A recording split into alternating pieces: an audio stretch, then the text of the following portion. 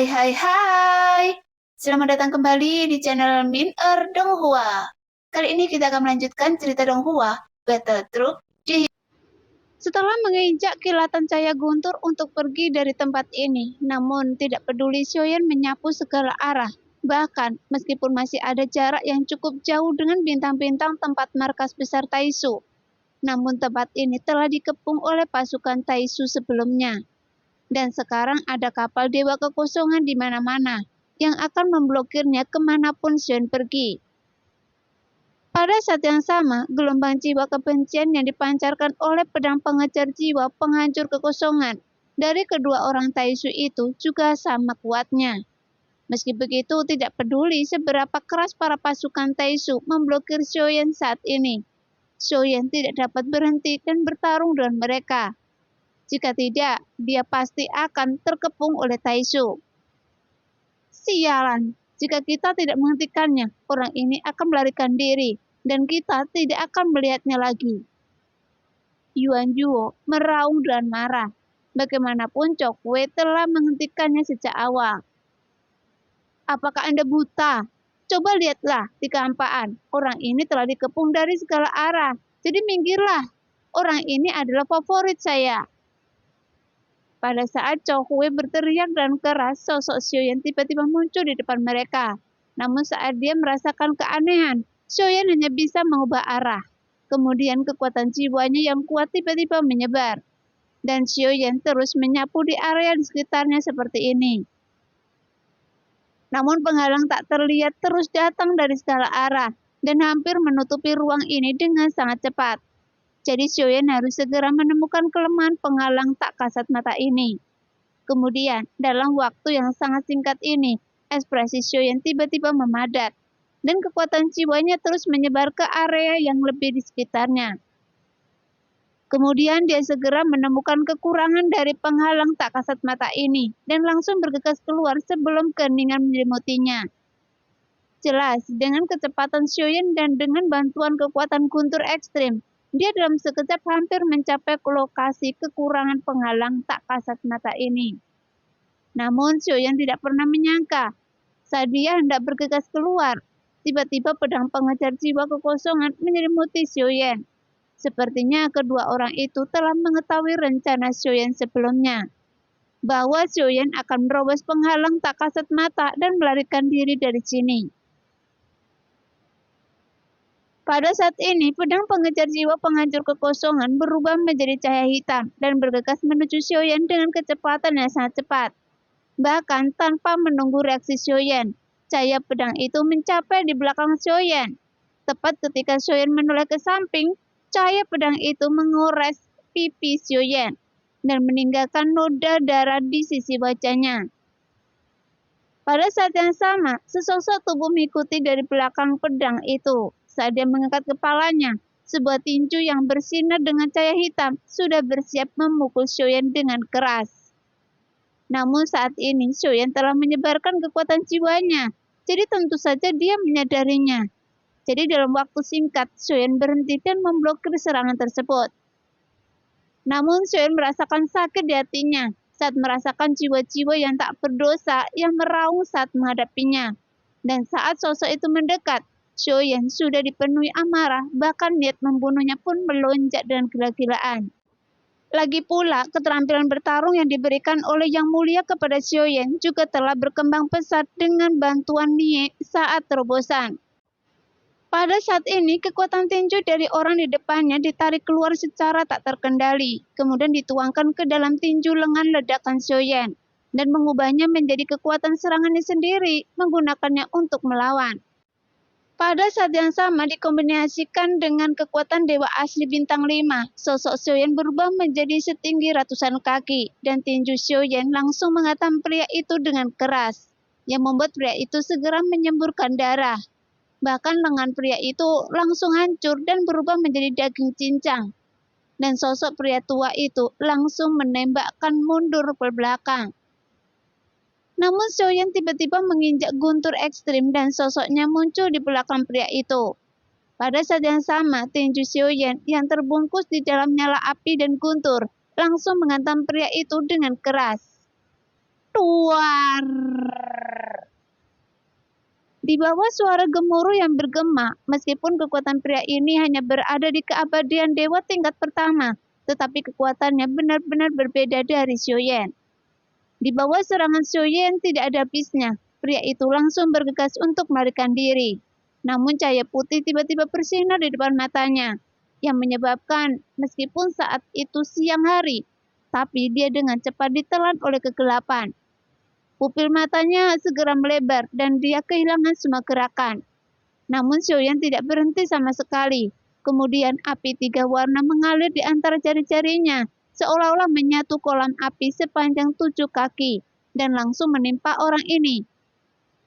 Tepat ketika nyala api terus membakar tubuhnya, aura pria itu meledak. Hanya saja tubuhnya dikendalikan oleh Yobeng, sehingga dia tidak bangun pada akhirnya. Bagaimanapun, meskipun pria ini dapat menerobos keabadian dewa, tetapi mereka yang berada di alam yang sama dengan Xiaoyan sudah tidak dilakukan lagi. Mereka bukan tandingan Xiaoyan. Lagi pula, Xiaoyan tidak akan membiarkan kesempatan pada pria itu menggunakan domain. Setelah Xiaoyan mengetahui bahwa pria itu memiliki jiwa, Xiaoyan langsung membunuhnya, dan dia tidak akan membiarkan mereka yang memiliki jiwa untuk melarikan diri. Jadi hanya dalam beberapa tarikan nafas setelah pria itu dibunuh, jiwa pria itu langsung ditarik ke dalam panji penekan jiwa. Bagaimanapun, sekarang reputasi muda Taishu di dunia sensi telah terbentuk, dan Xiaoyan akan menggunakan panji pengorbanan 10.000 jiwa Taishu sebagai senjata Xiaoyan untuk menyerang. Lagi pula, sekarang Xiaoyan juga tahu bahwa sudah tidak ada kesempatan untuk melarikan diri. Karena pada saat ini, tiba-tiba bayangan hitam melayang di atas kepalanya, dan pelangi panjang terus berdatangan dari sekeliling, dan langsung mengepung Xiaoyan. Saya menemukan orang ini terlebih dahulu, jadi saya harus membunuhnya, kata Yuan Yu dengan dingin. Sekarang Xiaoyan telah dikepung dalam kerumunan ke dalam area terlarang. Namun meskipun dia dikepung oleh banyak orang, tapi situasinya tidak terlalu berbahaya. Pada saat ini, Xiaoyan sepertinya telah menjadi sebuah pusat perhatian Taishu, bahkan lebih dramatis lagi. Hanya saja Taishu tidak bermaksud membunuh Xiaoyan dengan cepat, tetapi mereka ingin menggunakan metode ini untuk menyiksa Xiaoyan, yang merupakan reinkarnasi yang mulia dan menontonnya. Karena dengan pertempuran seperti ini, satu-satunya hal yang diperpikirkan oleh Xiaoyan sekarang adalah bahwa Su Aking telah mengatur segalanya untuk dengan sengaja mempermalukannya. Dia tidak hanya ingin membunuh Xiaoyan, tetapi dia juga ingin menggunakan metode ini untuk mempermalukan Sensi dan mempermalukan nama yang mulia. Setelah Yuan Yu muncul, dia penuh dengan niat membunuh, dan dia merupakan orang yang lebih kuat dari keabadian dewa yang telah dibunuh oleh Xiaoyan. Karena Yuan Yu merupakan orang kuat di keabadian dewa tingkat kedua. Dengan kekuatan Anda sebenarnya adalah penguasa legendaris, tetapi Anda masih sangat lemah. Bukankah para dewa akan mengajari Anda? Tetapi saya tidak menyangka bahwa Anda masih terlalu lemah.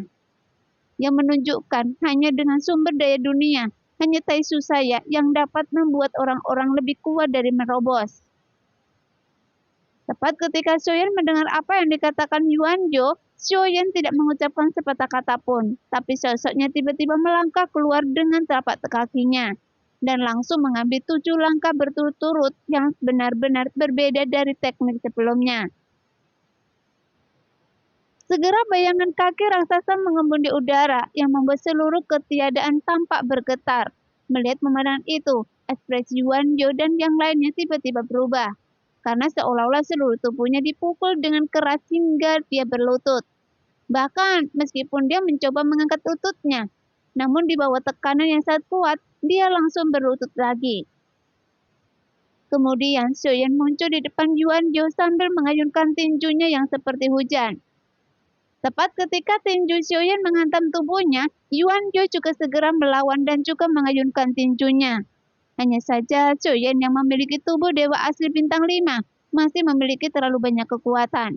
Dan Xiaoyan menggunakan 82 pukulan mengejutkan para dewa. yang membuat Yuanzhou dikalahkan. Pada saat ini, niat membunuh Xiuyan melonjak, dan Yuanzhou yang sudah tidak dapat melawan, Xiuyan segera mengontrol pukulannya untuk menghancurkan tulang dan jantungnya. Kemudian Xiuyan menjentikkan jarinya, dan nyala api yang ganas melonjak dengan gila-gilaan, dan membakar tubuh Yuanzhou menjadi abu sampai dia mati. Sehingga dia tidak punya waktu untuk menggunakan pedang pengejar jiwa penghancur kekosongan lagi. Pada saat yang sama, Xiuyan memanfaatkan situasi tersebut untuk mengeluarkan demo dan berkomunikasi dengannya. Hanya saja dengan kecerdasan Damo saat ini, dia tidak mungkin bisa melanggar batasan saat ini. Setelah Xiuyan memasukkan Damo ke dalam lengan bajunya, Xiuyan dia berdiri tegak, menggantung di udara. Kemudian dia dengan cepat memasukkan jiwa Yuanzhou ke dalam panci penekan jiwa. Setelah itu, Xiuyan perlahan mengangkat kepalanya dan melihat bahwa dia telah dikelilingi oleh pasukan Taishu. Pada saat yang sama, sosok kuat lainnya yang berasal dari dunia 9 surga barat bergegas keluar sebelum melihat Yuanzhou yang hampir seketika musnah oleh Xiuyan. Adapun Zhou Fei yang bersaing dengan Yuanzhou untuk membunuh Xiuyan, dia tidak berani menunjukkan kepalanya lagi. Pada saat ini, sebuah sosok kuat yang telah mengolah tubuhnya dengan tubuh fisik muncul. Dia dilengkapi dengan baju besi dewa palsu. Sosoknya tampak tinggi dan kuat. Kemudian dia mengayunkan tinju ke arah Xiuyan di udara dalam sekejap. Dalam hal kekuatan tubuh fisik, saya ingin tahu apakah kekuatan tubuh abadi Anda jauh lebih kuat daripada kekuatan tubuh abadi saya? Kata pria Taishu itu dengan mencibir. Bagaimanapun dengan kekuatan Xiuyan yang berada di keabadian dewa tingkat pertama, Xiuyan memang sudah dipandang remeh oleh orang. Lagi pula, tidak banyak keabadian dewa tingkat pertama di dunia sensi, dan kekuatan pria Taishu ini bahkan lebih kuat dari Xiuyan. Nah, demikianlah cerita hari ini. Terima kasih yang sudah menonton video Min sampai selesai. Sampai jumpa di video selanjutnya. Bye-bye.